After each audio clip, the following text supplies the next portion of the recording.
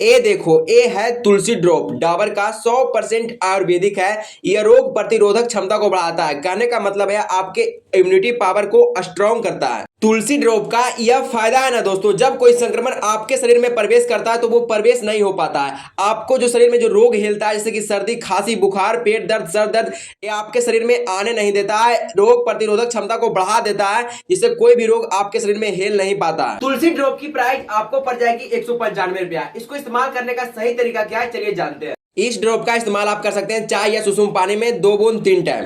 दवाइयों की अधिक जानकारी प्राप्त करने के लिए लाइक, सब्सक्राइब, शेयर जरूर करें। Thank you so much. तुलसी को आयुर्वेदिक का रानी भी कहा जाता है।